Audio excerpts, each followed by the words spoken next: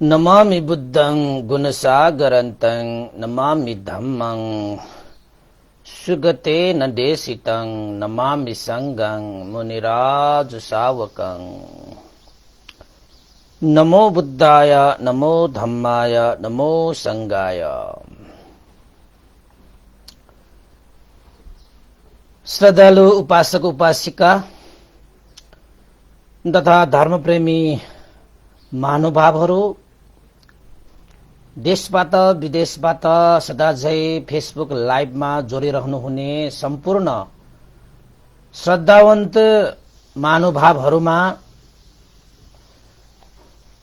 म भिक्षु इमलो सदाझै आज पनि 9 बजे बिहानको 9 बजे तपाईहरूको सामुन्ने उपस्थित भइसकेको छु र सदाझै आज पनि मिति 2077 साल भाद्र 5 गते शुक्रबारको दिन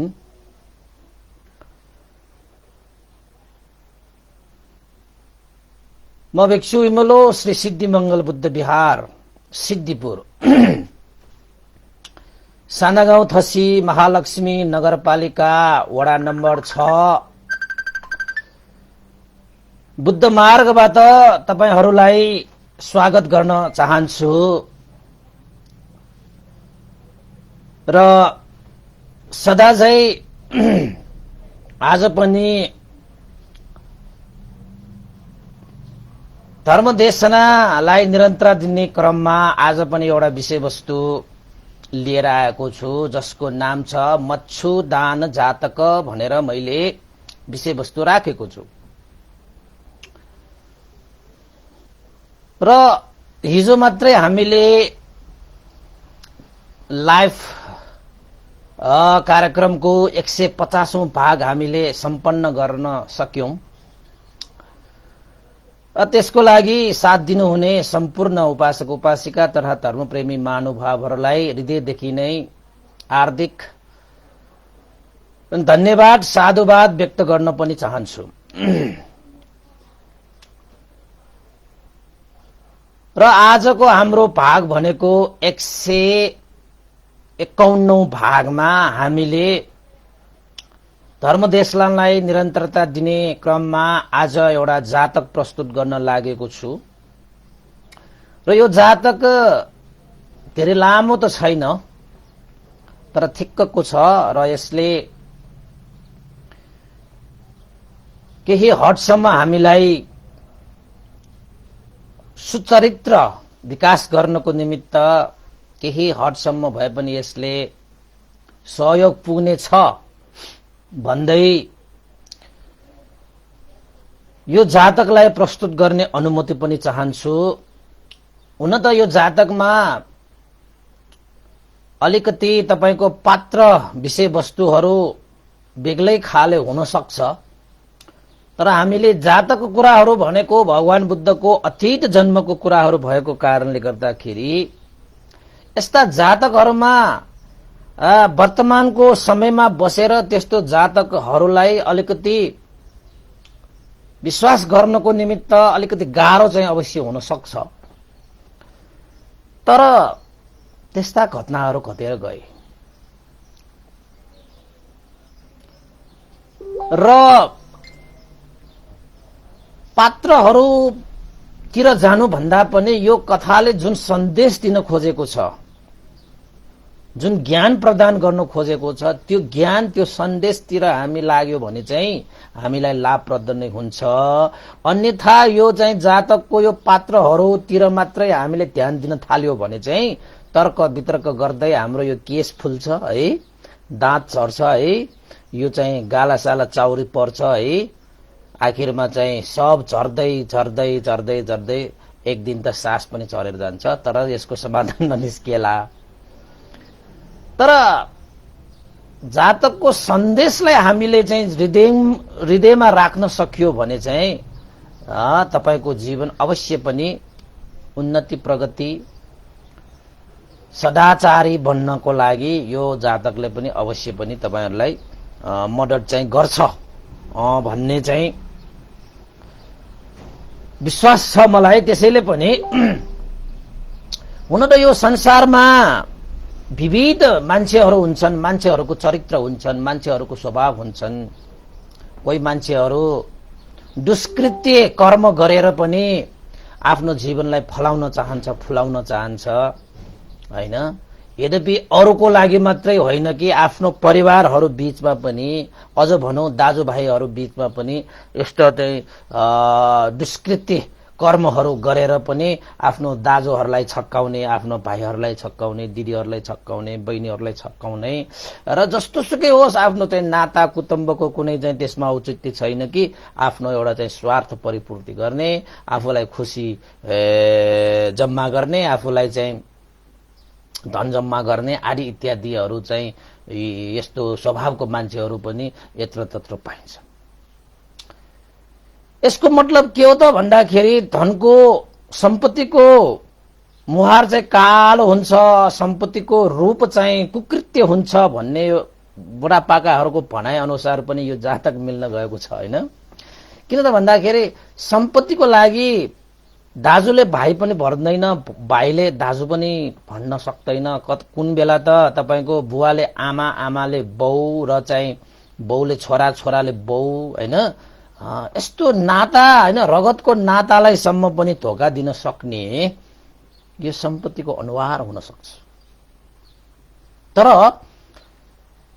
सत्य यो हो कि दुष्कृत्य कर्म गरेर कसैको पनि उन्नति भने हुँदैन, कुनै पनि हालतमा हुँदैन। चाहे तपाईले आफ्नो रगतको नाता भएकोहरूलाई दुष्कृत्य कर्म गर्नुस्, चाहे परायाहरूलाई दुष्कृत्य कर्म गर्नुस्, कर्म भनेको त कर्म भइहाल्यो।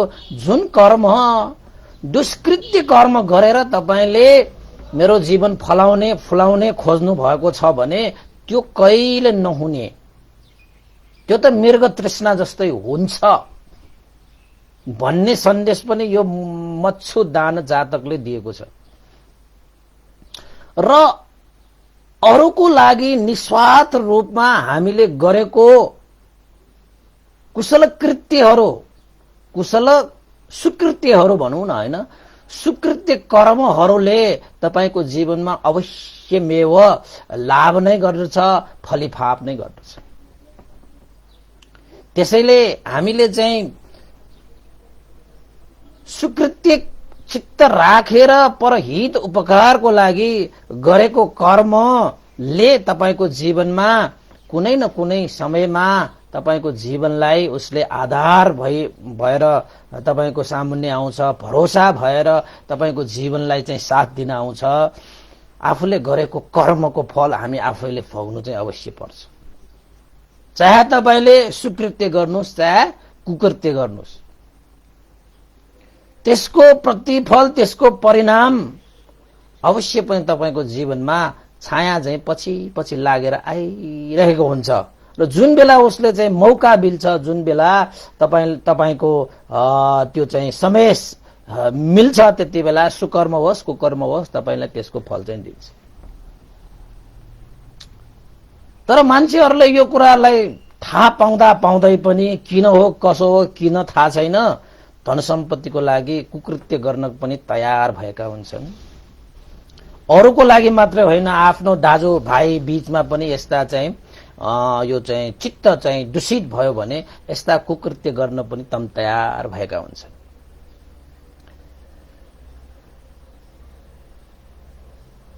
तर मान्छेहरू के चाहन्छ त भन्दाखेरि हत्या हिंसाको मार्ग हिँडेर शान्ति चाहने मान्छेहरूको स्वभाव हुन्छ। अब हत्या हिंसा हैन, त्यस्तो हिंसाको मार्ग अपनाएर कहीं शान्ति पाउँछ भन्ने तपाईले कहिले सुन्नु भएको छ? अनि चोरी डकैती गरेर हामी धन आर्जित गर्ने सोचेका हुन्छौं। चोरी डकैती गरेर कहीं धन सम्पत्ति आर्जित गरेर त्यो धन सम्पत्तिले तपाईलाई सुख चैन दिला र व्यभिचार गर्दै हामी चाहिँ सुख चैनले सुत्ने उठ्ने चाहने मान्छेहरू त्यस्तो हुनै सक्दैन। झुटा कुरा असत्य मार्गमा हिँडेर सत्य प्राप्तिको चाहिँ आशा गर्ने मान्छेहरू पनि नभएका होइनन्। लागु पदार्थ सेवन गरेर बेहोसीको मार्ग अपनाएर सदा स्मृतिवान भइरहने भन्ने सोच बोकेर हिँडेका मान्छेहरू पनि यो संसारमा नभएका होइनन्। बिचराहरूले थाहा पाएर होस् या थाहा नपाएर होस्, तर चाहिँ हिंसाको मार्ग हिँडेर हिँडाएर हिंसाको मार्गमा सहभागी भएर समर्थन गरेर तपाईले आफ्नो जीवनमा शान्ति पाउँछ भन्ने त त्यो त के भन्ने हो, त्यसलाई चाहिँ आकाशको फल आँखा तरी मर भने जस्तो हुन्छ। यो कुराहरू हामीले सुनिरहेका हुन्छौं, तर यो कुरा सुनिरहँदाखेरि पनि कति मान्छेले त शान्तिको नारै लगाइरहेका हुन्छन्, तर उसको मार्ग भने हिंसाको मार्गमा हिँडिरहेका हुन्छन्, हिंसाको मार्गमा हिँडाइरहेका हुन्छन्, हिंसाको मार्गमा हिँड्नेहरूलाई समर्थन गरिरहेका हुन्छन्, हिंसाको मार्गमा हिँडिरहेकाहरूलाई प्रोत्साहन गरिरहेका हुन्छन्। अनि त्यस्ता मान्छेहरूले शान्ति शान्ति शान्ति भनेर कुरा गरेर त्यसको कुनै औचित्य नै हुँदैन, हैन? आकाशको फर आँखा तरी मर के। त्यसैले सुकृत्य र कुकृत्य गरेर तपाईले आफ्नो जीवन फलोस् फुलोस् भन्ने चाहनुहुन्छ भने त्यस्तै हो, आँखा तरी मर भने जस्तो। तर सुकृत्य गर्ने मान्छे, सुकृत्य कर्म गर्ने मान्छेहरूले अवश्यमेव पनि त्यो सुकृत्य कर्मको कारणले गर्दाखेरि नजानिदो पाराले यताबाट उताबाट हैन जसो तसो भएर पनि तपाईको जीवन चाहिँ अवश्य त्यो सुकृत्य कर्मले तपाईको जीवन फलाउँछ फुलाउँछ, त्यसमा दुई मत छैन। र यो जातकमा पनि यस्तै घटना चाहिँ घटेको कारणले गर्दाखेरि मैले अलिकति तपाईहरुलाई चाहिँ भूमिका बाँडेको मात्र हो। यो जातक साह्रै मजाको छ। किन त भन्दाखेरि यो जातकमा एउटा भाइले आफ्नो दाइलाई पनि सम्पत्तिको लागि झुक्क्याएको, सम्पत्तिको लागि छक्काएको, बेइमान गरेको, दुष्कृत्य गरेको, ठग्न खोजेको, यस्ता व्यक्तिहरूको चाहिँ जीवनमा कहिले पनि उन्नति चाहिँ हुँदैन। अन्ततः त्यो कुकृत्य, त्यो दुष्कृत्यको कारणले गर्दाखेरि मनमा शोक चिन्ता पीर लिएर जीवन जिउनु सिवाय अरू कुनै विकल्पै हुन सक्दैन। यस्ता कहानीको एउटा चाहिँ घटना चाहिँ साह्रै मजाको छ, छोटो छ, मिठो छ, तर चाहिँ यसमा अलिकति पात्रहरू चाहिँ अलिकति बेग्लै छ। यहाँ देवताहरू सेवताहरू आउँछ हैन, त्यो भएको कारणले गर्दाखेरि होला र भन्ने जस्तो हुन्छ। पात्रतिर नजानुस्, त्यो कथाले दिन खोजेको सन्देशतिर जानुस्। अब मैले तपाईहरुलाई यो जातकको यस्तो यस्तो भन्दै बुझाउन खोज्यो भने पनि नसकिन्छ। भेटेरै यस्ता कुराहरू, कति कुराहरू त तपाईको चाहिँ भेटेरै बुझाउनु पर्ने खाले कुराहरू पनि हुन्छन्। कति कुराहरू भेटेर बुझाउनु पनि सकिदैन। त्यो बुझ्नको निमित्त तपाईले चाहिँ धर्मचक्षु नै प्राप्त गरेर हेर्नु पर्ने अवस्था पनि छ। त्यसको लागि त तपाईले ध्यान भावना गर्नै पर्छ। कति कुरा त तपाईले ध्यान भावनामा आफै प्रश्नको उत्तर पाउनुहुन्छ। जुन कुरा तपाईले कुनै पनि व्यक्तिबाट पाउँदैन नि, त्यो प्रश्नको उत्तर तपाईले आफैमै खोज्ने हो कि। आफूले जतिको उत्तर यो संसारमा तपाईलाई अरू कसैले दिनै सक्दैन। त्यसको लागि तपाईले अभ्यास चाहिँ गर्नुपर्छ। त्यसको नाम हो सतिपत्थान विपස්සना भावना ध्यान भनेको। त्यसले ध्यान भनेको यस्तो उत्तर हो, संसारमा जति पनि प्रश्नहरू छन् ती सम्पूर्ण प्रश्नको एउटै उत्तर हो सतिपत्थान विपස්සना ध्यान भावना। कति कुरा तपाईको मनमा कति प्रश्नहरू होलान् हैन, भन्तेलाई सोध्नु भयो होला, कतिलाई सोध्नु भयो होला, कति पाए होला, कति चित्त बुझ्दो कति चित्त नबुझ्दो पाए होला। तर एउटा मार्ग छ, आफूलाई चित्त बुझ्ने गरी उत्तर पाउने मार्ग। त्यो मार्ग भनेको सतिपत्थान विपස්සना भावना मार्ग। थाल्नुस्, आजैदेखि थाल्नुस्। सतिपत्थान विपස්සना भावना यस्तो चाहिँ अब चाहिँ लकडाउन सकडाउन भइरहेको बेलामा त यो त सुवर्ण मौका हो हाम्रो लागि। कुनै काम छैन, कुनै टेन्सन छैन, कसैले फोन गरेर बोलाउँदैन। यो गर्नुपर्छ भन्ने चिन्ता छैन, त्यो गर्नुपर्छ भन्ने चिन्ता छैन, मात्र खाने सुत्ने। यो दुईटा काम बाहेक तपाईले अरू गर्नै पर्दैन। अनि त्यो समयमा तपाईले किन बेकारमा यो पोलिटिक कसेर जो ढाडमा त ढुकाएर बस्ने, मजाले धर्म चेतना वृद्धि गर्ने कार्यहरू, किताब पढ्ने, धर्म देशना सुन्ने, ध्यान भावना गर्ने। आहा कति रमाइलो। हाम्रा पुर्खाहरूले यस्तो अवसर पाएन। अब आउने पुर्खा हैन पुस्ताहरूले पाउँछ कि पाउँदैन थाहा छैन, तर हामीले त यो मौका पाएको छ, किन गुमाउने भनेको के हैन। जस्तोसुकै चिच्या पनि बस्नै पर्छ कोठामा। त्यो समयलाई चाहिँ सदुपयोग गरौँ भनेको।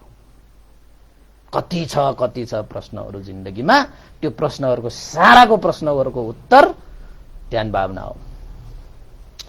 अब धेरै भूमिका नबढाऊ, 15 मिनट गइसक्यो। अब कथा भन्छु म, जातक कथा है। यो जातक चाहिँ भगवान बुद्धले श्रावस्ती जेतवन बिहारमा विराजमान हुनुभएको समयमा एकजना कुटिल व्यापारी भनेको चाहिँ कुकृत्य गरेर चाहिँ पैसा कमाउने व्यापारी, झुटो कुरा बोलेर पनि, मिसावट गरेर पनि, ठगेर पनि, जालझेल गरेर पनि, कोही मान्छेहरू त्यस्तो हुन्छ नि त व्यापारीहरू हैन, जसले काम त गरिरहेका हुन्छन् हैन। एक किसिमले समाजमा चाहिँ व्यापारीहरूले पनि यो एउटा चाहिँ सेवा चाहिँ प्रदान गरिरहेको हुन्छ, तर सेवा प्रदानको नाममा उनीहरूले चाहिँ लप्पन छप्पन गरेर ट्यान्टर म्यान्टर भन्छ हैन हाम्रो हँसाउने पारामा, लप्पन छप्पन षड्यन्त्र जाल झेर मिसावट गरेर चाहिँ आफ्नो जीवन उकास्ने, आफ्नो जीवन फलाउने फुलाउने त्यस्तो चाहिँ कार्य कुकृत्यहरू पनि गरिरहेका हुन्छ। त्यसरी कुकृत्य गरेर तपाईले चाहिँ आफ्नो जीवनलाई एकैछिन फलाएको जस्तो हुन्छ, तर त्यसको कर्मको फल भोग्नु पर्दाखेरि तपाईले चाहिँ आँसु झारेर, तपाईले चाहिँ कयौं कल्पहरू आँसु झारेर पनि त्यसको चाहिँ तपाईले त्यो कुकृत्यको तपाईले विपाक चाहिँ तिर्न सक्नुहुन्न। त्यसैले मैले बार भनेको छु, हाँसी गरेको कुकृत्य धुरु रोइ भोग्नु पर्ने हुन्छ, तर मान्छेहरूलाई थाहा हुँदैन। यस्तै कुटिल एकजना व्यापारीको कारणले भगवान बुद्धले यो चाहिँ मच्छुदान जातक देशना गर्नु भएको। अब कथा सुरु हुन्छ, अतीत कथा हैन। वर्तमानमा त एकजना चाहिँ कुटिल व्यापारीको कारणले देशना गर्नु भएको, तर चाहिँ भगवान बुद्धले अतीत कालमा पनि यो कुटिल व्यापारी यस्तै थियो भनेर चाहिँ देशना गर्नु भएको कारणले अतीत कथा पनि यहाँ प्रस्तुत हुन्छ के। अब म सुरु गरौँ है त, कथा सुरु गरौँ। वाराणसी राष्ट्रमा ब्रह्मदत्त राजाले राज्य गरिरहेको बेलामा भगवान बुद्ध बोधिसत्वको रूपमा एकजना जमिनदारको पुत्रको रूपमा जन्मिनु भएको रहेछ। अब जमिनदार भनेपछि त जग्गा जमिन त कति बिघा जमिनहरू हुन्छन् हैन, धन सम्पत्तिहरू अल्याक हुन्छन्। त्यो चाहिँ बस्तीको एकजना गण्यमान्य व्यक्ति जसले चाहिँ अब अलिकति के भन्ने, जसलाई चाहिँ अब मान्छेहरूलाई आपद विपद पर्दाखेरि त्यही जमिनदारकोमा आएर हात जोड्न आउँछन् हैन, सहयोग माग्न आउँछन्। त्यो त स्वाभाविकै भयो। समाजमा बसेपछि एक आपसमा मेल मिलाप गरेर चाहिँ परिआएको खण्डमा एक आपसमा सहयोगको सद्भाव चाहिँ वृद्धि गरेर बस्नुमा नै सामाजिक प्राणी हुनुको मजा हुन्छ के। अब परे आउँदाखेरि पनि कुनै सहयोग आदान प्रदान केही पनि छैन, त्वाल्ला लाताले गिराएर जस्तो हेरेर अर्काको दुःख कष्टलाई चाहिँ हामी निवारण गर्न सकेन भने त्यो समाजमा बसेर पनि त्यो सामाजिक प्राणी हुनुको कुनै अर्थै छैन कि। अब जमिनदारको पुत्र बोधिसत्वको रूपमा जन्मिनु भएको रहेछ र बोधिसत्वको पनि एकजना भाइ रहेछ। अब भनेको मतलब एक जमिनदारको दुईजना छोराहरू रहेछ। जेठो छोरा बोधिसत्व भयो र अर्को छोरा चाहिँ अब उसको भाइ मात्रै भयो हैन। अब जमिनदार भएको कारणले सबैलाई ऋण दिने, सबैको चाहिँ अब आवश्यकता तार दिने आदि इत्यादि कामहरू चाहिँ अब गरिरहेको रहेछ। भनेको मतलब धनाढ्य नै थियो। अब कर्म अनुसार हाम्रो आयु त सकिन्छ। त्यस्तै गरी अब बोधिसत्वको जमिनदार पिता एक दिन चाहिँ बितेछ। बितिसकेपछि अब त्यो जमिनदारले जति पनि कमाएको सम्पत्ति भनेको त अब पिताले कमाएको सम्पत्ति पछि त छोराहरूकोमा चाहिँ ट्रान्सफर भइहाल्छ। त्यसपछि अब जमिनदारको छोराहरू दुईजना बोधिसत्व र भाइ अब ती सम्पत्ति र सबै उनीहरूले पाएर उनीहरू चाहिँ धनाढ्य भएछ। तैपनि बोधिसत्व र उसको भाइ होइन बिचरा अब भाइ चाहिँलाई अब खासै केही थाहा नभएको कारणले गर्दाखेरि बोधिसत्वले अब पिता बितेर गए, पिताले गरेको जिम्मेवारी कामहरू जति पनि छन् अब म जेठो छोराको हिसाबले नाताले मैले ती कार्यहरू पनि सम्पादन गर्नुपर्छ, त्यसलाई चाहिँ मैले सम्हाल्नुपर्छ र मेरो भाइ पनि छ र भाइलाई अब पिताको कुनै पनि अभाव नहुने किसिमले मैले उसलाई पिताको स्थानमा बसेर उसलाई मैले हेरचाह गर्नुपर्छ, उसको लागि चाहिँ मैले हित छिटाउनु पर्छ, उसको जीवन फलोस् फुलोस् भनेर मैले कार्य विभाजन गरिदिनु पर्छ भनेर चाहिँ अब बोधिसत्वले चाहिँ आफ्नो भाइलाई चाहिँ आफ्नो पिताको स्थानमा बसेर भाइ चाहिँलाई अब त्यस्तो व्यवहार गर्ने होइन। अब त्यो भाइ चाहिँले आफ्नो दाइ चाहिँलाई के गर्छ भन्ने कथा चाहिँ अब सुरु हुन्छ। अब बुबा बितेर गइसकेपछि बुबाले दिइरहेको कर्जाहरू ऋणहरू ठाउँ ठाउँमा गएर चाहिँ लिन जानु पर्यो। दाइ चाहिँले के सोचे, बोधिसत्वले के सोचेछ त भन्दाखेरि भाइ बुबा त बितेर गए, बुबाले कयौं कामहरू गरेर हाम्रो जीवनको लागि होइन सहज रूपमा जीवनयापन गर्नको लागि प्रशस्तै धन जम्मा गरेर गएको रहेछ। हाम्रो जीवनको लागि कति पनि पीर चिन्ता मर्का भन्ने छैन। हाम्रा पिता साँच्चै महान रहेछ बाबु भन्दै अब आफ्नो भाइलाई चाहिँ बुवाले सिकाएर गएको त्यो कार्यहरू उसलाई पनि अनुभव गराउनु पर्छ भनेर एक दिन भाइ चाहिँलाई के भने त भन्दाखेरि भाइ अब बुवाले चाहिँ एउटा बस्तीमा अलिकति टाढा छ त्यो बस्तीमा चाहिँ बुवाले चाहिँ अलिकति कर्जा दिएको रहेछ, ऋण दिएको रहेछ। हामीले त्यो दिएको कर्जा त्यो ऋण चाहिँ अब उठाउन जानु पर्छ। भाइ पनि मसँगै आउनु र भाइलाई पनि थाहा हुन्छ कि कसरी कुन ठाउँमा गएर के गर्नुपर्छ कसो गर्नुपर्छ भन्ने सबै कुराहरू चाहिँ थाहा हुन्छ। आऊ दाइ सँगसँगै आऊ र बुवाले देखाएको त्यो बाटोलाई तिमीले पनि सिक, तिमी पनि एक दिन ठुलो हुनेछौ भनेर चाहिँ दाइ चाहिँले चाहिँ मैत्री करुणा राखेर भाइ चाहिँलाई त्यस्तो कार्य गर्नको निमित्त एक दिन चाहिँ अलिकति टाढा बस्तीमा लिएर गएर बुवा चाहिँले दिइरहेको कर्जा, बुवा चाहिँले दिइरहेको ऋण उनीहरूले चाहिँ एउटा बस्तीमा गएर चाहिँ लिएछ। कति लिएछ त भन्दाखेरि 1000 कासार्पण।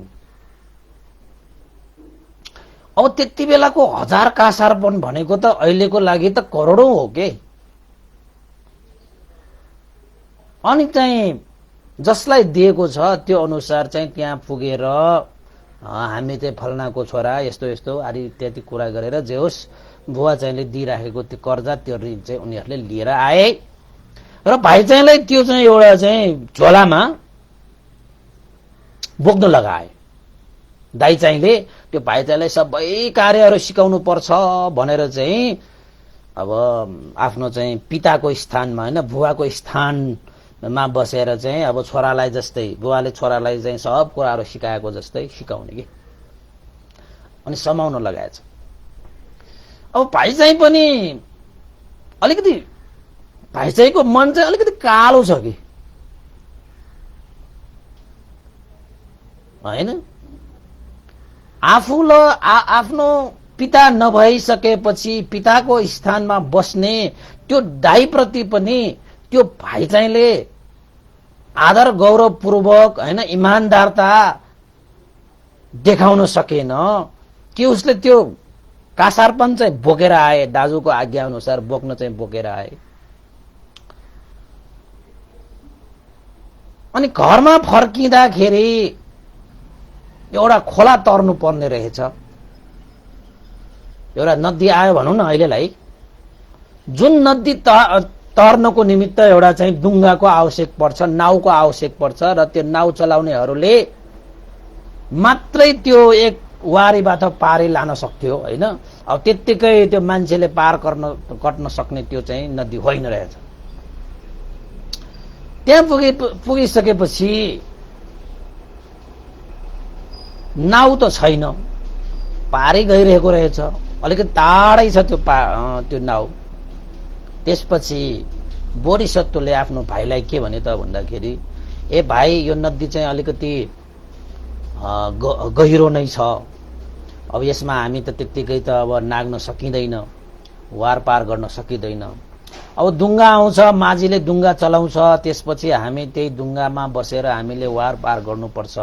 अब त्यो माझी नआएसम्म, नाउ नपाएसम्म हामी केही बेर यही बगरमा बसेर चाहिँ आफूसँग भएको होइन बाटो खर्चको रूपमा ल्याएको त्यो खानासानाहरू भाटसाट के छ होइन,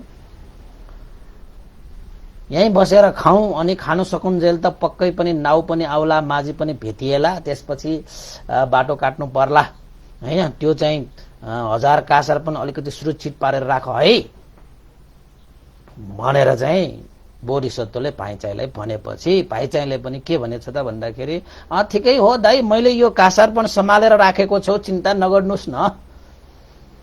अब ठिकै छ, तपाईँले भन्नुभएको पनि ठिकै छ, बगरमा यसो चाहिँ अब होइन ओढ्नेहरू लगाएर ओढौँ, बसौँ, त्यसपछि खानासाना खाउँ, अनि खाइसकेपछि अनि बिस्तारै जाउँला, त्यसो भए दाइ भनेर चाहिँ मिठोसँगै बोले। अनि त्यहाँ बसेर चाहिँ खाँदै दुईजनाले चाहिँ खानाहरू खाए, भात के होइन, अब रोटी सोटी आदि इत्यादि चाहिँ बाटोमा चाहिँ अब खानुपर्ने सामानहरू बनाएर खाएर बसिरहेको बेलामा चाहिँ अब बोधिसत्व भनेको चाहिँ कस्तो छ त भन्दाखेरि परहित उपकार पनि गर्न चाहने होइन। त्यसैले चाहिँ बोधिसत्वले चाहिँ खाना खाइसकेपछि आफूसँग अलिकति बाँकी भएको त्यो भात, त्यो रोटी, त्यो खानाहरू चाहिँ बोधिसत्वले के गरे त भन्दाखेरि नजिकैको त्यो नदीमा त थुप्रै माछाहरू आएर यसो हेर्न आएको रहेछ। माछाहरू के अब के फाउला कि भनेर होला अब होइन। अनि बोधिसत्वलाई त त्यो माछाहरूप्रति मैत्री करुणा जागेछ। ओहो बिचरा यो माछाहरू त भोकाएको होला, त्यसैले त उनीहरूले मुखै आ गरेर चाहिँ नजिक किनारासम्म आएर यसो गर्न आएको, पक्कै पनि यिनीहरू भोकै छन् होला यो चाहिँ के भन्छ माछाहरू, त्यसैले अब अलिकति यो माछाहरूलाई पनि खुवाउनु पर्यो भनेर चाहिँ बोधिसत्व चाहिँ अब त्यो माछाहरूलाई अब अलि यता फ्याक्दै उता फ्याक्दै त्यो माछाहरूलाई चाहिँ यो चाहिँ चराहरूले चारा दिए जस्तो गएर चाहिँ माछाहरूलाई खुवाइरहेको रहेछ। ती माछाहरू पनि हुलमुल गरेर चाहिँ त्यो खुवाएपछि त माछाहरू त रमाई खान आएछ। बोधिसत्वलाई त खुब मजा आयो के। अर्काको खुसीमा रमाउने मन भनेको चाहिँ महानै हुन्छ कि होइन। अब त्यो प्राणीहरूको मन, त्यो प्राणीहरूको खुसी देखेर पनि बोधिसत्वको मन चाहिँ आनन्द भएछ कि।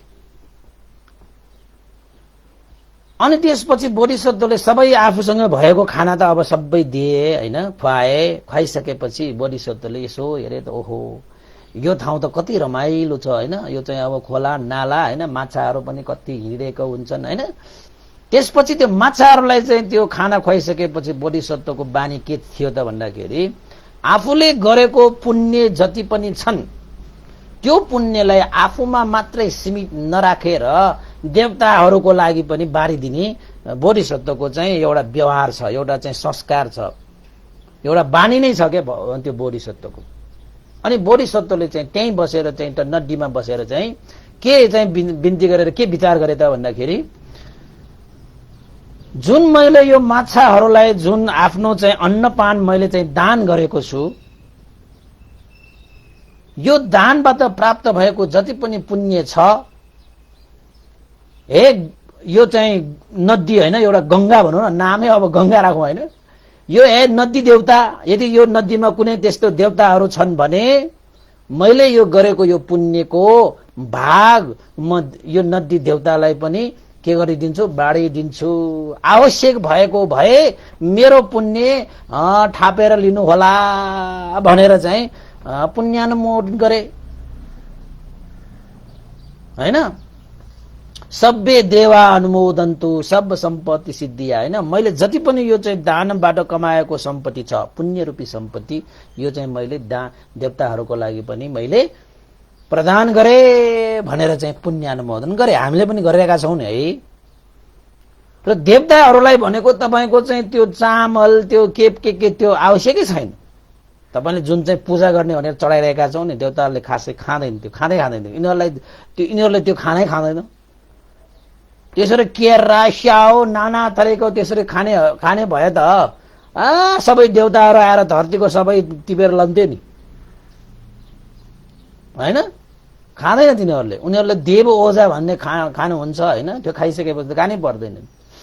अब उनीहरूलाई चाहिने भनेको त के हो त भन्दाखेरि देवलोकमा पुग्ने भनेको तपाईले मनुष्य लोकमा तपाईले गरेको पुण्यको अनुभावले देवलोकमा यस कृति फैलाएर देवताको, हैन, काय लिएर बस्न पाउने हो नि त। त्यसैले देवताको मुख्य जड भनेको यो मनुष्य लोकमै हो कि मनुष्य लोकमा बस्दाखेरि जति पुण्य, जति कुशल तपाईले सम्पादन गर्नु भएको छ, त्यस्तै कुशल र पुण्यको जति बल छ त्यति बल अनुसार तपाई देवलोकमा गएर चाहिँ यस कृति सम्पन्न देवता भएर उत्पन्न हुनुहुन्छ। देवताहरू हामी जस्तो चाहिँ गर्भमा जन्मिदा पनि जन्मिदैन, देवताहरू त उत्पन्न हुन्छ। तपाईको हामीले सोचेको होला देवताहरू पनि जन्मिन्छ भनेर। अब हाम्रो कथा-कथाहरूमा हामीलाई सुनाइरहेको कथाहरूमा त देवता जन्मिन्छ पेटमा बसेर, त्यस्तो हुँदैन। देवताहरू भनेको त उत्पन्न हुन्छ। त्यो कसरी उत्पन्न हुन्छ त भन्दाखेरि पुण्यको बलले उत्पन्न हुन्छ। हामी पनि हेर्नुस् न, यो संसारमा कोही अण्डामा जन्मिन्छ, कोही गर्भमा जन्मिन्छ, हैन। अब कोही त तपाईको चाहिँ कसरी जन्मिन्छ तपाईको, हैन। त्यस्तै गरी चाहिँ देवताहरू चाहिँ उत्पन्न हुन्छ। त्यसपछि जब बोधिसत्वले माछाहरूको लागि अन्नपान दान गरेर त्योबाट प्राप्त भएको पुण्य देवताहरूको लागि अनुमोदन गरे, यदि यहाँ देवताहरू छन् भने देवताहरूको लागि मैले यो पुण्य अनुमोदन गरे, स्वीकार्नु होला भनेर के भनेको थियो। साँच्चै त्यो चाहिँ अब नदी देवता पनि रहेछ त्यहाँ। त्यो देवतालाई पनि अब चाहिँ पुण्य चाहिँ, हैन, उसले चाहिँ यो फलाना चाहिँ मान्छेले माछाहरूको लागि दान गरेको पुण्य अनुमोदन गरेछ देवताहरूको लागि भनेर त्यो देवताले सुनेपछि त्यो देवताले त्यो पुण्यलाई अनुमोदन गर्ने बित्तिकै भनेको स्वीकार्ने बित्तिकै, देवताहरूले त्यति स्वीकार्न सक्ने बित्तिकै चाहिँ त्यो देवताले त स्वीकार्ने बित्तिकै आफ्नो चाहिँ, हैन, शरीरको तेज बढ्न थाल्यो। आफ्नो चाहिँ यस कृति, हैन, आफ्नो चाहिँ जुन चाहिँ प्रकाश छ झलमल्ल भयो। आफ्नो शरीरमा त एकदमै एक किसिमले चाहिँ एउटा शक्ति वृद्धि भएर आयो, ऊर्जा थपेर आयो त्यो देवताको के त्यो शरीरमा। ओहो, मैले चाहिँ पुण्य अनुमोदन गरेको के स्वीकारेको थिएँ, त्यो स्वीकार्ने बित्तिकै मेरो शरीरमा ऊर्जाहरू, हैन, वृद्धि भए, शक्तिहरू वृद्धि भए, मेरो तेज वृद्धि भयो। उनीहरूको चाहिँ यस कृति भनेकै त्यही हो। शक्तिहरू तेजहरू वृद्धि भएपछि देवताहरूको चाहिँ ठूलो सानो भनेर त्यसरी छुट्टिन्छ। अनि देवताले चाहिँ यसो सोच्यो, ओहो, यो मेरो शरीरको तेज, यो मेरो शरीरको ऊर्जा शक्ति वृद्धि हुनको कारण के रहेछ भनेर चाहिँ विचार गरेर हेर्दाखेरि त एकैछिन अगाडि बोधिसत्वले माछालाई खुवाएको त्यो अन्नपानबाट प्राप्त भएको पुण्य दान गरेको कारणले गर्दाखेरि र त्यो दान गरेको त्यो पुण्य त्यो देवताले अनुमोदन गरेको कारणले गर्दाखेरि त्यो पुण्यको प्रभावले मेरो यो शरीर तेजिलो भएको, यो मेरो शरीरमा चाहिँ ऊर्जा थपेको, शक्ति वृद्धि भएको, ओहो यस कृति नै बढ्यो मेरो त, यो सबै कारण चाहिँ यो बोधिसत्वको हो भनेर देवताले थाहा पाइहाले। र ऊ बोधिसत्वप्रति कृतज्ञ भए, ओहो यो फलाना मान्छेले मलाई नचिन्नु नजान्नु तैपनि मेरो लागि उसले पुण्य चाहिँ दान गरिदिए भनेर चाहिँ देवता पनि मक्ख परेको। देवताहरूलाई साँच्चैकै चाहिने भनेको के हो त भन्दाखेरि पुण्य नै हो। पुण्य बाहेक उनीहरूलाई अरू कुनै आवश्यकै छैन। जब तपाईले पुण्य दिनुहुन्छ नि, त्यो पुण्यको कारणले देवताहरूको आयु बढ्छ, देवताहरूको वर्ण बढ्छ, देवताहरूलाई सुख बढ्छ, देवताहरूको बल शक्ति बढ्छ। हेर्नुहोस् त, आयु वर्ण सुख बल बढेपछि देवताहरूले आफूलाई आयु दिने, वर्ण दिने, सुख दिने, बल दिने मान्छेहरूलाई अनि देवताको प्रिय हुन्छ कि देवताको घृणित हुन्छ ल भन्नुहोस् त। तपाईले देवताहरूलाई चाहिँ चढाउँदाखेरि त्यो चाहिँ कुहिएको त्यो केराहरू स्याउहरू चढाएर अनि देवता रिसायो भने के गर्ने? जबकि उनीहरूलाई त्यसको कुनै मूल्य नै हुँदैन, त्यसको आवश्यकता हुँदैन। त्यो आवश्यकता भनेको त हामीलाई हो, हामीले खाने हो हैन? यो रगत मासु यो हाडको शरीरलाई हो त्यो खाने भनेको चिज। देवताहरूको लागि किन चाहियो हैन? देवता त खुसी भएछ, ओहो जसले जुन चिजको आवश्यक छ त्यही चिज दिने यो व्यक्ति साह्रै उपकारी व्यक्ति रहेछ।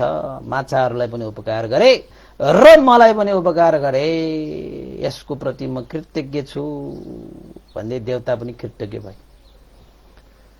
त्यसपछि बोधिसत्व यता चाहिँ सबै यस्ता पुण्य कुशल कर्महरू गरिरहेकै बेलामा हेर्नुहोस् है, माछाहरूलाई खुवाउने, आफूले प्राप्त भएको पुण्य चाहिँ अनुमोदन गर्ने हैन, सबै देवताहरूलाई सम्झेर, आफ्नो चाहिँ मरेकाहरूलाई सम्झेर, सत्व प्राणीहरूलाई सम्झेर, अमनुष्यहरूलाई सम्झेर त्यहाँ चाहिँ पुण्य अनुमोदन गर्दै त्यहाँ धर्म कर्म गरिरहेको, यानि कि सुकृति कर्म गरिरहेको। यतापट्टि भाइको कुरा गरौँ अब। जुन भाइ बोधिसत्वकै भाइ जसले चाहिँ के गरिरहेको रहेछ त, दाइ यता कामकाजमा बिजी भएको बेलामा यता पनि भाइ पनि कामकाजमा बिजी भयो। तर कस्तो कामकाजमा बिजी भयो भन्दाखेरि कुकृत्य कर्ममा बिजी भयो। के गरे त भन्दाखेरि दाइले नदेख्ने गरी जुन चाहिँ अब एउटा चाहिँ गाउँमा गएर बस्तीमा गएर दाजुले आफ्नो पिताले दिइरहेको कर्जा 101,000 कासार पनि एउटा चाहिँ झोलामा पोको पारेर राखेर भाइ चाहिँले दिएको थियो।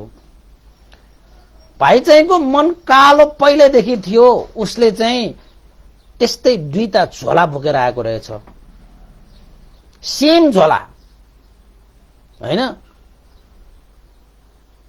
त्यसपछि उता भाइ चाहिँले के गरे त भन्दाखेरि अर्को सेम उस्तै एउटा झोलामा त्यो चाहिँ के भन्छ बगरको ढुङ्गाहरू चाहिँ टिपेर त्यो झोलामा राखेर चाहिँ मुख बाँडेर उस्तै प्रकारको चाहिँ झोला जस्तो एक ठाउँमा ठ्याक्क राखिहाल्यो कि।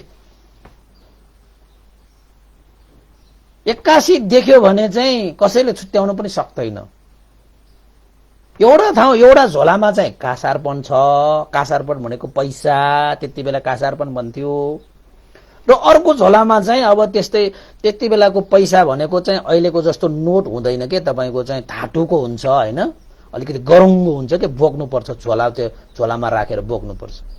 त्यस्तै गरी अर्कोमा चाहिँ सानसानो त्यो ढुङ्गाहरू जम्मा पारेर ठ्याक्कै त्यसरी राखेछ।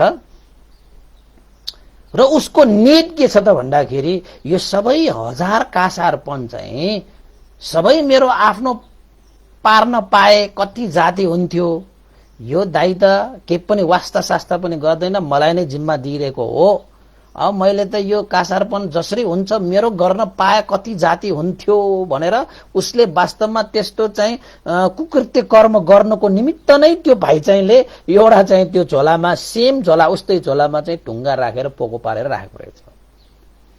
दाइ चाहिँले कुनै अत्तो पत्तो थिएन। अब भाइ चाहिँलाई चाहिँ कस्तो छ त भन्दाखेरि 2टा झोला राखेर चाहिँ हैन, दाइ चाहिँलाई थाहा छैन 2टा झोला छ भनेर, तर उसलाई चाहिँ थाहा छ। जसरी भयो भने यो धन सम्पत्तिलाई मेरो पार्छु भन्ने मनसाय राखेर अब भित्रभित्र त्यसले त्यो कुकृत्य कर्म गरिरहेको रहेछ। भाइ चाहिँको कुकृत्य कर्म गर्ने पनि त्यहाँ सकियो। दाइ चाहिँको सुकृत्य कर्म गर्ने पनि त्यहाँ सकियो। हेर्नुहोस् है, अब कसको भलो हुन्छ कसको अभलो हुन्छ तपाईँ आफै छुट्याउनुहोस् है कथा सुनेर। मजाको छ, मजाको छ। समय बित्यो, समय बितिसकेपछि ठ्याक्कै त्यहाँ चाहिँ अब माझीले नाउ लिएर आएछ।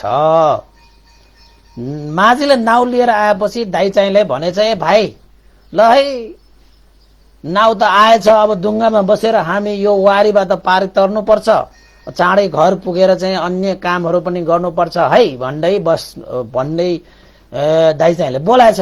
अब भाइ चाहिँ पनि अब यतापट्टि दाइ चाहिँले देख्छ होला भनेर चाहिँ एक किसिमले त्यो दुईटा झोला चाहिँ त्यो जो पोका हुन्छ नि त, त्यो कासारपन र ढुङ्गा राखेको त्यो चाहिँ झोलाको पोको चाहिँ एक ठाउँमै राखेर चाहिँ दाइ चाहिँलाई होइन अब चाहिँ एक्टिङ गरेको नाटक गरेर बोके जस्तो बोकेर आएर बसिरहेछ। आएर त्यो नाउमा ठ्याक्कै बसेछ। बसिसकेपछि दाइ चाहिँलाई भनेछ, ए भाइ कासारपन सुरक्षित गरेर राखेका त छौ नि भनेर भन्दाखेरि त भाइ चाहिँले के भन्दा, चिन्तै नलिनुहोस् दाइ, चिन्तै नलिनुहोस्, त्यसमा कुनै तपाईँले चिन्ता गर्नु पर्दैन। मैले राम्रोसँग चाहिँ यो चाहिँ झोलामा त्यो दुईटा पोकोहरू मैले यहाँ राखेको छु भने झोला बोकेको के, झोला बोकेको बेलामा पनि त्यो झोलाभित्र पनि एउटा दुईटा चाहिँ अब त्यो कासारपन र अब ढुङ्गा भएको झोला दुईटा झोला पनि त्यसमै छ कि, दुईटा झोलामा त्यस्तै त्यस्तै खाले छ। अनि त्यसपछि चाहिँ डुङ्गामा बस्दै बस्दै बस्दै जाँदै गर्दाखेरि त्यो अलिकति त्यो नदी होइन गंगा नदी अलिकति लामै छ, त्यो त्यसको चौडाइ अलिकति लामै छ।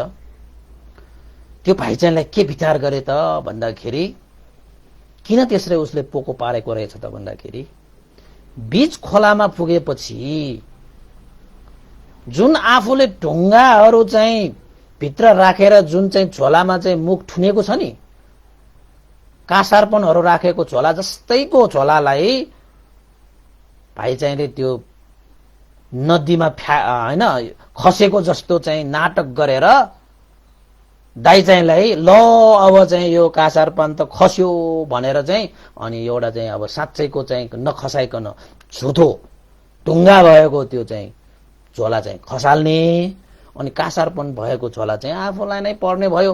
दाइ चाहिँलाई त साँच्चै उसले खसेको भन्ठान्छ भनेर चाहिँ बीच खोलामा पुगेपछि दाइ चाहिँलाई झुक्क्याउनको निमित्त, दाइ चाहिँलाई ठग्नको निमित्त उसले चाहिँ त्यो डुङ्गाबाट यसो हल्लिएको कुनै त्यो होइन डुङ्गामा कहीँ ठोकेको जस्तो गरेर यसो चलेको कि ठोक्ने गरे यसो चल्दाखेरि चाहिँ त्यो भाइ चाहिँले आफूले चाहिँ त्यो कासारपनको जुन पोको छ नि त्यो कासारपनको पोको चाहिँ स्वात्तै चाहिँ अन्जान रूपमा दाइ चाहिँलाई अन्जान रूपमा खसेको जस्तो तर आफूले चाहिँ जाना जानी खसाएको रहेछ।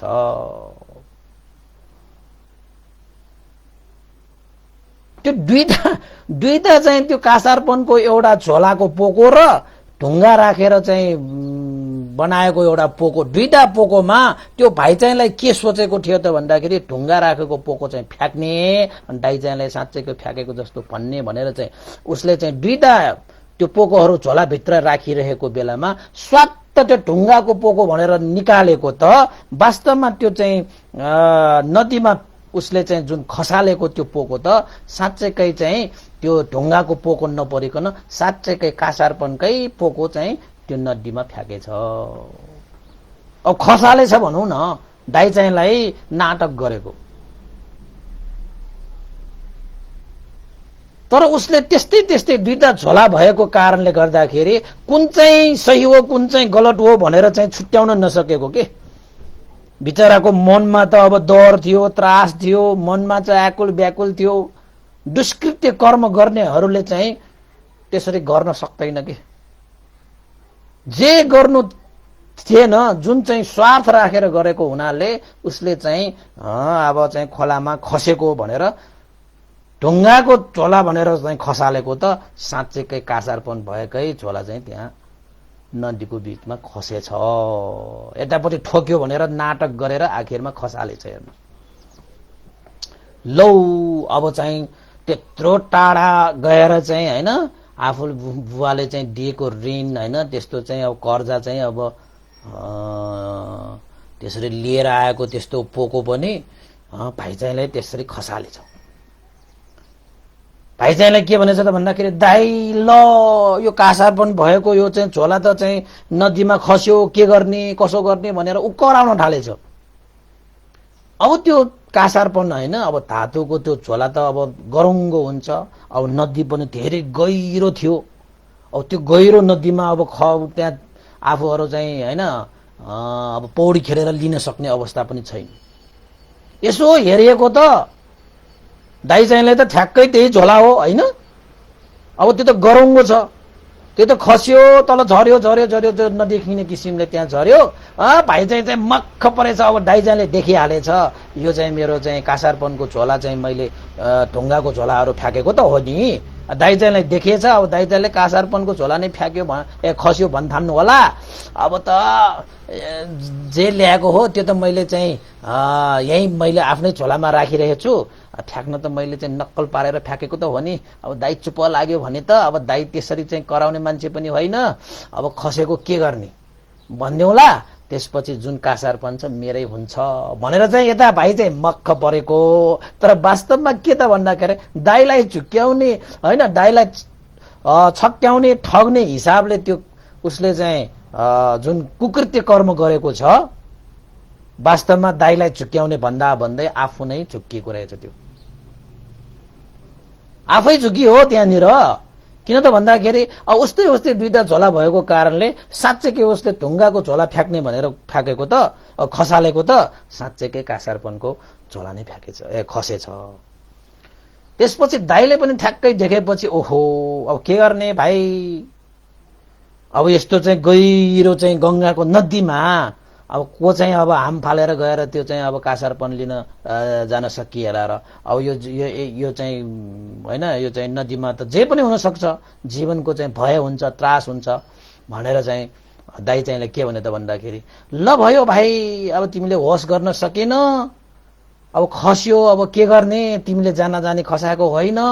मैले पनि खसाल्न चाहेको होइन त्यो दाइले पनि खसाल्न चाहेको छैन तिमीले पनि कसैले पनि खसाउन चाहेको त होइन। अब खस्यो के गर्ने अब हाम्रो कर्मै नभएको होला नि त। त्यसो भए ठिकै छ भाइ चिन्ता नगर। बुबाले हाम्रो लागि धेरै कुस्तो कुस्तो सम्पत्तिहरू चाहिँ जम्मा गरेर गएको छ। यो चाहिँ 1000 कासारपन यो चाहिँ नदीमा खसेर कुनै चित्त दुखाउनु पर्दैन भनेर भनेपछि भाइ चाहिँलाई अब दाइ चाहिँलाई हो कि जस्तो गरेर होइन दाइ म त अब तपाईँले यस्तो मिहिनेत गरेर चाहिँ लिएर आएको यस्तो चाहिँ कासारपन म त यो नदीमा हाम फालेर भए पनि म लिएर आउँछु दाइ भनेर चाहिँ दाइलाई फुबै त्यो के गर्ने अब त्यो चाहिँ अलिकति भाषा भएको होइन। म त जसरी भए पनि लिएर आउँछु मलाई त चित्तै बुझेन खसिहाल्यो के गर्ने दाइ भनेर चाहिँ चित्त दुखाएर रुने जस्तो कराएर त्यो डुङ्गाबाट चाहिँ जम्प गरेर जाउँ कि जस्तो चाहिँ व्यवहार गर्न थाल्यो त्यो भाइ चाहिँले। सबै नाटक गरेको हो। दाइ चाहिँलाई झुक्क्याएको। दाइ चाहिँलाई भन्यो भयो भयो भाइ के गर्नु पर्यो नि त्यस्तो चित्त नदुखाओ केही छैन भयो नि अब भयो अब चाहिँ पानीमा खसेको त्यो अब चिजलाई चाहिँ अब के गर्ने हामीसँग अरू धन सम्पत्ति नभएको हो र भने तिमी त्यसरी चाहिँ आफ्नो ज्यानै चाहिँ त्यहाँ दिन खोज्ने तिमीले चाहिँ अब त्यहाँ हाम फाल्यो भने तिम्रो ज्यान पनि जान सक्छ। त्यहाँ चाहिँ हरेक प्राणीहरूले तिम्रो ज्यान पनि लिन सक्छ। यस्तो नगर भाइ गर्नु पर्दैन भन्दै दाइ चाहिँलाई भाइ चाहिँलाई चाहिँ त्यो जम्प गर्न खोजेको भाइलाई हात समातेर तानेछ। दाइले त्यो हात समाएपछि होइन दाइ म त लिएर आउँछु म त लिन आउँछु झन्झन कराएको के देखावटी गरेको हो नाटक गरेको हो। कोही मान्छे त्यस्तै हुन्छन् नाटक गर्ने मान्छेहरू त संसारलाई झुक्क्याउनको निमित्त नाना थरीका व्यवहार गर्छन् तर आफूले झुक्क्याइरहेको उसलाई पत्तै हुँदैन कि। तर वास्तवमा त्यहाँ चाहिँ त्यो भाइ चाहिँले खसालेको त्यो जुन चाहिँ झोला छ त्यो कासारपन नै हो। तर भाइ चाहिँले उसले मनमा के लागेको थियो मैले ढुङ्गाको त्यो झोलाको पोको चाहिँ फ्याँकेको हो। मेरो आफ्नो झोलामा चाहिँ दाइले नदेख्ने गरी मेरो झोलामा चाहिँ अर्को कासारपनको झोला छ भन्ने उसले मनसाय राखेको छ। तर वास्तवमा त्यहाँ के भइरहेको छ दाइलाई झुक्क्याएको हो तर आफू पनि झुक्कियो। दाइले त त्यागै गर्यो, दाइले त साँच्चकै कासार पनि झरेको हो खसेको हो भनेर चाहिँ दाइले त त्यागै गरेछ नि त, हैन? त्यसपछि त्यो दाजुभाइहरूको त्यो दृश्यहरू चाहिँ त्यहाँको त्यो नदी देवताले देखिरहेको रहेछ है। जुन देवताले बोधिसत्वले पुण्य अनुमोदन गर्दाखेरि त्यो पुण्य प्राप्त गरेर आफ्नो चाहिँ आयु वर्ण सुख बल तेज शक्ति ऊर्जा वृद्धि भएको थियो। यो यस कृति मैले कसरी पाएको? यही बोधिसत्वको कारणले मैले पाएको। आज चाहिँ उसको भाइले कति आफ्नो दाइलाई जाल झेल गरिरहेको रहेछ बा। हेर हेर उसले चाहिँ ढुङ्गाको चाहिँ झोला खसालेको भनेर आखिरमा उसले चाहिँ आफै झुकिएर साँच्चैकै कासारपन चाहिँ खसालेको रहेछ। यस्ता चाहिँ यो दाइ द्रोही यो भाइ कस्तो मात्र चित्त भएको होला, त्यस्तो एउटा चाहिँ उपकार गर्ने आफ्नो चाहिँ जीवनमा चाहिँ बाउ बितेर गइसकेपछि पिताको भूमिका निभाउने आफ्नो दाइलाई पनि यसरी झुक्क्याएर हेर नाटक गरिरहेको मानव अहिले नै ज्यान थापेर त्यो धन सम्पत्ति बचाउला जस्तो पो गएर बस्दो रहेछ। यो भाइ त त्यो देवताले चाहिँ चाहेको भए त त्यसलाई खसाल्न पनि सक्थ्यो, त्यो देवताले त्यसो गरेन। त्यो नदी देवताले के सोचे त भन्दाखेरि अब उसले त साँच्चैकै कासारपन फ्याँकेको भनेपछि त्यो देवताको चाहिँ आफ्नो प्रभावले, हैन, देवताको आफ्नो प्रभावले त्यो खोलामा एउटा ठूलो माछा निर्माण गरेर त्यो ठूलो माछाले त्यो खसेको जुन चाहिँ 1000 कासारपनको जुन झोला छ नि, त्यो झोला चाहिँ देवताको प्रभावले बनेको त्यो माछाले त्यो खाएछ, आफ्नो पेटमा सुरक्षित राखेछ। त्यो देवताले सोचेछ यो चाहिँ कासारपन यो बोधिसत्वको हो, यो भाइ चाहिँ साँच्चैकै कासारपन भाग हैन लिन लागेकै रहेनछ। दाइलाई झुक्याएर 1000 कासारपन लिने चाहिँ उसले सोच गरेर यस्तो नाटक गरेको रहेछ। यो कासारपन अब म बोधिसत्व एक्लैलाई दिन्छु भनेर चाहिँ देवताले त्यो चाहिँ आफ्नो प्रभावले माछाको पेटमा हाल्न लगाएछ। अब त्यहाँनिर त्यो देवताले त्यो जुन कार्यहरू गरिरहेको पनि त्यो चाहिँ बोधिसत्वलाई पनि थाहा छैन, उसको भाइलाई पनि थाहा छैन। अब बोधिसत्वलाई त के पनि थाहा छैन, बोधिसत्व त सोझो भयो, इमानदार भयो, हैन, अब भाइप्रति साह्रै विश्वास गरेको मान्छे भयो, गयो। अब चाहिँ अब के गर्ने, अब बाटोमा चाहिँ नदीमा 1000 कासारपन अब खस्यो, के गर्ने भाइ भन्दै अब भाइ नरो दुःख नमान, यस्तो जिन्दगीमा कहिलेकाहीँ हुन्छ, हाम्रो कर्मै छैन होला त्यसैले खस्यो होला, हाम्रा पिताले त्यत्रो धन सम्पत्ति आर्जित गरेकै छ, चिन्ता नल्याउ भन्दै उसलाई बाटो भरि दाइ चाहिँले सम्झाउँदै आखिरमा घरसम्मै पुर्याएछ। दाइको घर सुत्तै भाइको घर सुत्तै क्या, नजिकै होला एउटै होला जे होस् नजिकै छ, दाइ भाइहरू चाहिँ बसिरहेको रहेछ। अनि भाइ बस्ने ठाउँमा चाहिँ सम्म पुर्याएर दाइ चाहिँ फर्केछ। दाइ चाहिँलाई कुनै त्यस्तो चाहिँ अफसोस पनि छैन, हैन, भाइ चाहिँलाई अब केही पनि गाली साली पनि गरेन, केही पनि गरेन। अब भाइ चाहिँले गर्ने भनेर गरेको होइन भन्ठानेर अब विचार गरे।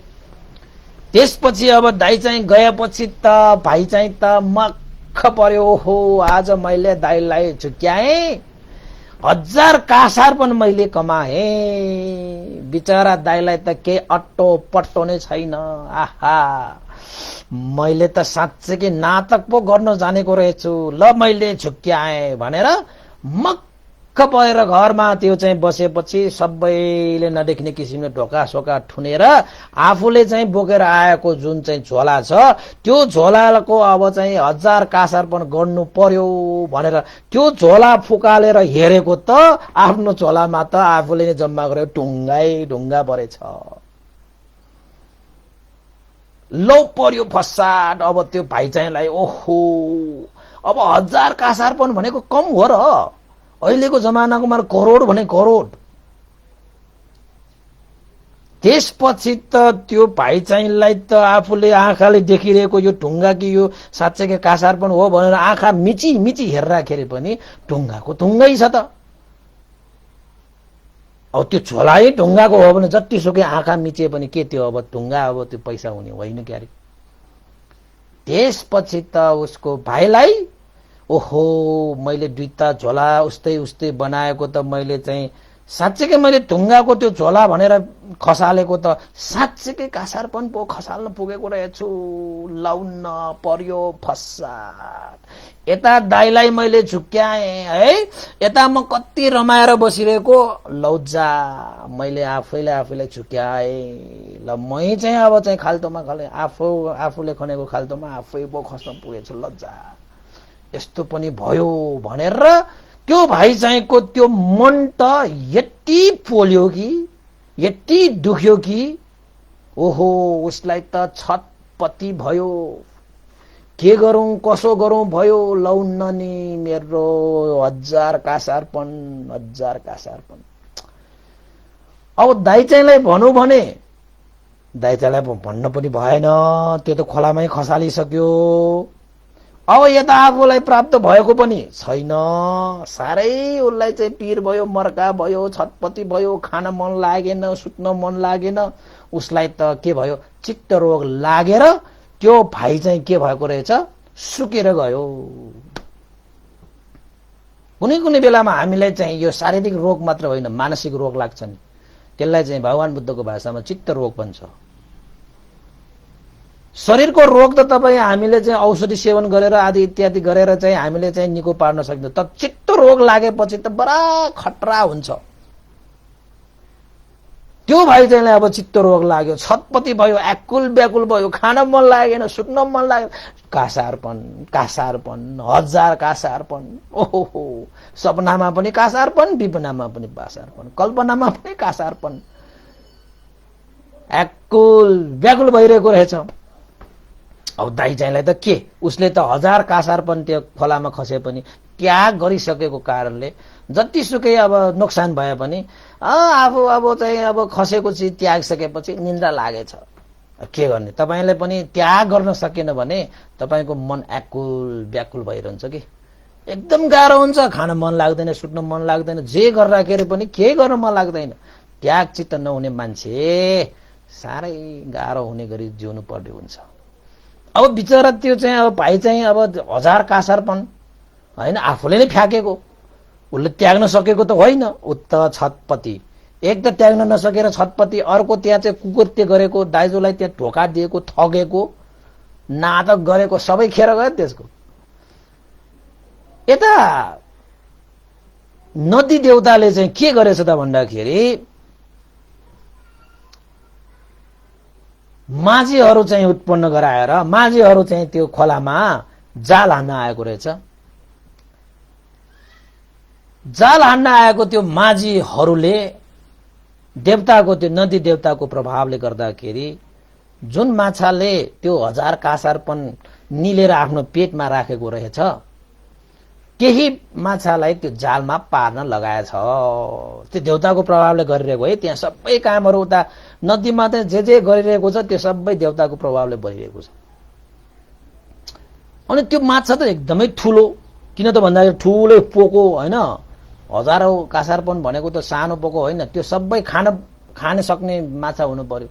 त्यसपछि त्यो माझीहरूले त्यो माछालाई त तानेछ, तान्दाखेरि त ठुलो माछा परेछ। अनि ठुलो माछा परिसकेपछि अब त्यो त देवताले त्यो गरेको त्यो होइन, अब देवताले गरेको त्यो अब लीला भन्नु पर्यो या नाटक भन्नु पर्यो होइन, योजना भन्नु पर्यो। त्यसपछि ठुलो माछा पाएपछि त त्यो माझीहरूले त्यही माछालाई बोकेर बस्तीमा गएर त्यो माछा बेच्न गएछ। ठुलो माछा आएपछि उनीहरूले ल कसलाई माछा चाहिन्छ, माछा लिन आऊ, माछा लिन। आज हामीले ठुलै माछा प्राप्त गरेका छौं, ठुलै माछा प्राप्त गरेका छौं भन्दै माछा बेच्न आएको रहेछ। अनि त्यहाँको बस्तीको मान्छेहरूले ठुलै माछा आएपछि सबैले हेर्न आएपछि माछाको कति भनेपछि त्यो माझीहरूले के भने त भन्दाखेरि यो माछाको 1000 कासारपन र 7 मासक मूल्य हो भनेको। अब मासक भनेको अब तपाईको चाहिँ त्यो चाहिँ त्यति बेलाको एउटा चाहिँ अब गन्ती गर्ने जस्तै अहिलेको लागि हाम्रो चाहिँ अब 7 रुपियाँ नै भनौँ न, अहिले 7 रुपियाँ राखौँ है, मासक भनेको त्यस्तो 1000 कासार 15 7 मासक भनेर चाहिँ त्यहाँ मूल्य तोकेछ। हेर्नुहोस् है, अनि मूल्य तोकेपछि त अब सबै त्यहाँको मान्छेहरूले ओहो हो, जिन्दगीमा कहिले नसुनेको कहिले नदेखेको माछा पनि देखियो, कहिले नदेखेको माछा देखेर त्यो माछाको त्यत्रो महँगो मूल्य पनि हामीले देखे, यस्तो पनि सुन्नु पर्ने रहेछ, बाँच्नु मात्र पर्छ, के देखिन्छ के सुनिन्छ भनेर चाहिँ कसैले पनि त्यो माछा किनेन। सबैले हेर्न आउँछ, रमाइलो छ, अब त्यत्रो ठुलो माछा, अब त्यसमाथि चाहिँ अब हैन कहिले नदेखेको मूल्य त तिरेर लिन खोजे हो, तर कसैले लिन सकेन। हुँदा त्यो माछा कहाँ पुगे त भन्दाखेरि बेच्दै जाँदै गर्दाखेरि चाहिँ अन्तत बोधिसत्वको घर अगाडि पुगेछ। बोधिसत्वले पनि ओहो कत्रो माछा, कति रहेछ माछाको मूल्य भनेर सोद्धाखेरि तपाईको लागि भए चाहिँ 7 मासकमा हामीले यो माछा दिन्छु भनेछ। बोधिसत्वले त्यो कुरा थाहा भइसकेको, अरूलाई भए तिमीले कत्रो मूल्य राखेको छ, मलाई भए चाहिँ तिमीले किन 7 मासक मात्र तिमीले मूल्य राख्यो, हैन अरूलाई भए त हामी चाहिँ 1000 कासार 15 7 मासक नै लिने, तपाईलाई भएपछि हामीले चाहिँ 7 मासकमै दिएर जान्छौँ, तपाईँ किन्नुहुन्छ भनेपछि अनि बोधिसत्वले त अब 7 मासकमा यत्रो ठुलो माछा पाएपछि कसले नकिन्ला, अरूले पनि किन्लान् नि भन्दाखेरि अरूलाई त दिन्न, तपाईलाई भएर मात्रै दिएको, हामीले तपाईलाई भएर मात्रै दिएको ल भनेर आखिरमा बोधिसत्वले 7 मासक मूल्य तिरेर त्यो माछा पनि किनेछ। किन चाहिँ अरूको लागि चाहिँ 1000 कासार 15 7 मासक मूल्य राखेको, बोधिसत्वलाई चाहिँ किन 7 मासक मात्रै मूल्य राखेको त भन्ने कुरा अब एकछिनमा प्रश्न हुन्छ। त्यसपछि त्यो माझीहरू 7 मासक मूल्य लिएर चाहिँ तिनीहरू चाहिँ गएछ हैन। गएपछि बोधिसत्वले आफ्नो श्रीमतीलाई ल यत्रो ठुलो माछा प्राप्त भएछ भन्दै खुसी, 7 मासकमा यस्तो चाहिँ ठुलो चाहिँ हैन माछा पाउनु भनेको त साह्रै रमाइलो भयो, ल के गर्नुपर्छ गर ल भनेर श्रीमतीलाई जिम्मा दिएपछि श्रीमती पनि 7 मासकमा यत्रो माछा पाएर तपाईले कसरी प्राप्त गरे त, अरूलाई भए 1000 कासार 15 7 मासक भनेर हिँडेका तिनीहरूले तपाईको लागि त 7 मासकमा दियो। अचम्म छ यिनीहरू, को रहेछ त्यो माझीहरू, कहाँको रहेछ माझीहरू, खोइ मैले त सोधिनँ कहाँ गयो एकैछिनमा देखेन कहाँ गयो। अब त्यो त देवताको प्रभावले भइरहेको त्यो सबै कार्यहरू। त्यसपछि श्रीमतीले पनि अब भइहाल्यो नि त, छोड न अब चाहिँ अब यत्रो मासु अब हैन अब माछा हैन पाएपछि भनेर चाहिँ त्यो स्वास्नी चाहिँले माछालाई चिर्न थाल्यो कि। चिर्दै आउँदाखेरि त त्यो माछाको पेटमा त एउटा झोला पो रहेछ। झोलालाई यसो गरेर हेरेको त त्यहाँ त चाहिँ अब पैसा। ओहो के भएको यो त, माछाको पेटमा त पैसा के भएको यो भन्दै चाहिँ त्यो श्रीमती चाहिँले चाहिँ आफ्नो चाहिँ श्रीमान बोधिसत्वलाई बोलाएर के भने त भन्दाखेरि यता हेर्नुस् न, यता अचम्मै भयो त, के भएको यस्तो, यो माछाको पेटमा त कासारपन पैसा पो छ त, यो के भएको, यता हेर्न आउनुहोस्, सत्तै आउनुहोस् भनेर बोलाउँदाखेरि बोधिसत्व गएर चाहिँ हेरेको त साँच्चैकै त्यो माछाको पेटमा त कासारपन रहेछ बा, झोलाको पोको रहेछ। यसो यो झोला हेरेको त बोधिसत्वले आफ्नो झोला त चिनिहाल्छ हैन, ठ्याक्क हेरेको त ओहो यो झोला त मैले नै पोको पारेको झोला हो यो। भाइसँग गएर बस्तीमा जाँदाखेरि बुवाले दिइरहेको त्यो ऋण हैन, त्यो कर्जा मैले 1000 कासारपन चाहिँ लिएर आएको यही झोलामा मैले पोको पारे, मैले चिन्ह राखेको पनि छ यसमा भनेर आफूले राखेको चिन्ह पाएपछि बोधिसत्वले पक्का भयो कि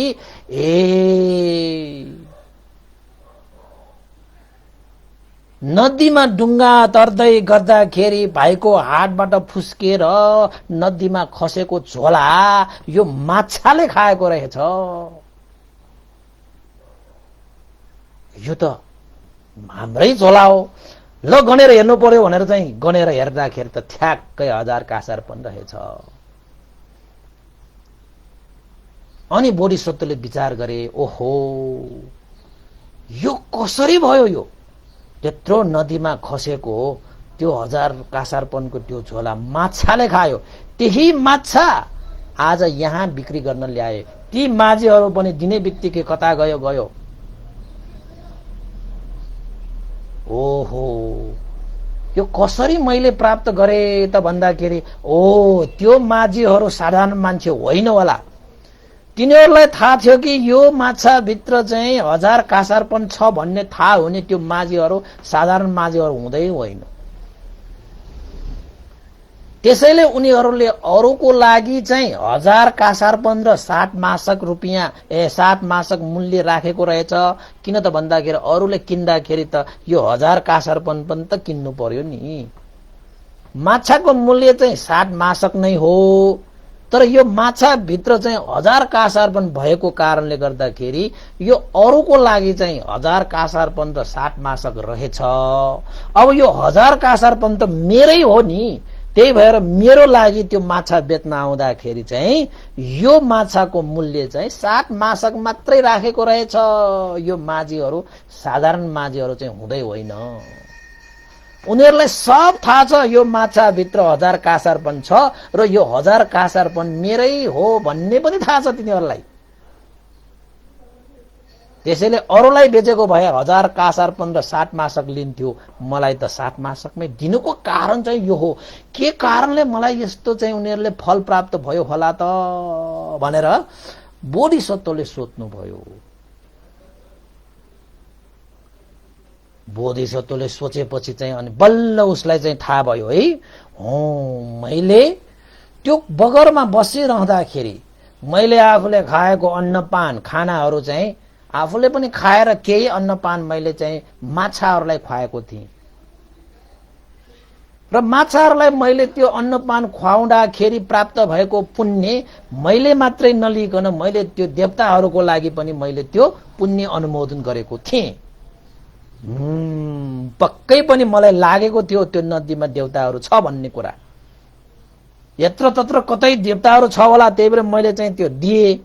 पक्कै पनि त्यो देवताले यो मेरो पुण्य अनुमोदन गरेर लिए होला, देवता खुसी भयो होला र देवताले पक्कै पनि माछाको चाहिँ प्रभाव पारेर, माझीहरूको प्रभाव पारेर यो पक्कै पनि मेरो जुन पुण्य अनुमोदन गरेको गुणको कृतज्ञ भएर देवताहरूले पक्कै पनि यो गुण तिरेको हुनुपर्छ, नत्र भने यो कसरी चाहिँ मेरो घरमा चाहिँ यो खसेको चाहिँ यो कासारपन आउँछ त।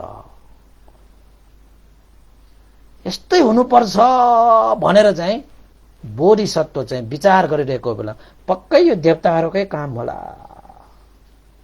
भनेर चाहिँ सोचिरहेको बेलामा साँच्चैकै चाहिँ त्यहाँ चाहिँ त्यो चाहिँ नदी देवता नै आकाशमा उडेर बोधिसत्वले दर्शन दिन आयो। साँच्चैकै आयो त्यति बेला चाहिँ। त्यति बेला साँच्चैकै आएर चाहिँ बोधिसत्वलाई के भने त भन्दाखेरि, हे बोधिसत्व, तिमी कति निर्दोष छौ, तिमी कति त्यागी छौ, तर तिम्रो जुन चाहिँ भाइ छ त्यो भाइले वास्तवमा कुकृत्य गरेर तिमीलाई झुक्क्याएर तिमीलाई चाहिँ धोका दिएर तिम्रो भाइले आखिर कासारपन रहेको झोलाको दुईटा पोको उस्तै उस्तै पारेर तिमीलाई देखाउनको निमित्त उसले आफूले सँगै राखेको त्यो दुईटा झोलाको एउटा झोला चाहिँ हतारमा एउटा झोला लिएर चाहिँ खसाल्दाखेरि उसले ठानेको थियो कि ढुङ्गाहरूको झोला खसालेको भन्न ठान्यो, तर वास्तवमा उसले चाहिँ चुक्किएर साँच्चैकै कासारपन खसालेछ। मैले त्यो दृश्य सबै देखिरहेको थिएँ। बोधिसत्व, तिम्रो म प्रति धेरै गुण छ, तिम्रै पुण्यको कारणले आज मैले यत्रो आकाशमा उड्न सक्ने क्षमता पनि पाएँ, धेरै प्रभाव बनाउन सक्ने क्षमता पनि पाएँ। मैले सोचे मलाई गुण गर्ने यो मान्छेको यो धनलाई मैले सुरक्षा गर्नुपर्छ भनेर मेरो आफ्नो प्रभावले चाहिँ माछा सृजना गरेर, माझीहरू सृजना गरेर मैले गुण सम्झेर गुण तिर्न आएको हो। मैले हो तिम्रो गुण कृतज्ञ भएर म स्वयंले यो सबै रचना गरेर आखिर तिम्रो धन तिमीलाई नै मैले फिर्ता दिन आएको भनेर देवता चाहिँ माथि आकाशमा उडेर त्यो उड्न सकेको पनि कसरी? त्यो बोधिसत्वको पुण्यको प्रभावले है। देवताहरू चाहिँ प्रभावित हुने, प्रभावशाली हुने भनेको हाम्रो पुण्यको बलले हुने हो। तिनीहरू पनि हामीले पुण्य बाँड्यो भने उनीहरूलाई प्रभाव पर्छ। तपाईहरूले पनि त्यसरी चाहिँ हैन देवताहरूलाई पूजा आजा येन तेन गरिरहनुको सट्टा तपाईहरूले आफूले गरेको पुण्य देवताहरूलाई चढाउनुस्, देवताहरूलाई पूजा गर्नुस्। त्यो पुण्यले पूजा गर्ने हो कि अनुमोदन गरेपछि सक्यो। त्यो देवता पुण्य अनुमोदन गर्यो भने त देवताहरूलाई जे जे चाहिन्छ त्यो पुण्यको प्रभावले सबै पुरा हुन्छ। तपाईले केरा चढायो भने केराको मात्र पुण्य होला, हाल भए पनि हुने त होइन, भइहाले पनि देवताको लागि केराको मात्र के पुण्य के उसलाई आधार मिल्छ र? तर पुण्यको कारणले गर्दाखेरि देवताले ठुलो प्रभाव परेछ। त्यसपछि आकाशमा उडेर चाहिँ देवताले के भनेछ त भन्दाखेरि पडुत्त चित्तस्य न भाति होती न चापी तङ देवता पूजयन्ती यो भातरङ पेटिकङ सापटेयङ अवन चाहिँ दुक्कत कम्मकारी ती भनेर चाहिँ भगवान त्यो देवताले चाहिँ बोधिसत्वलाई एउटा वाक्य भनेछ। के भनेछ भन्दाखेरि जसले दुष्कृत्य कर्मद्वारा आफ्नै दाजुको पैतृक सम्पत्ति पनि ठग्न खोजे त्यस्ता दुष्ट चित्त भएका दाजु भाइको कहिले पनि उन्नति हुन सक्दैन। त्यस्ता कुकृत्यको देवताहरूले पनि कहिले प्रशंसा र पूजा गर्दैन।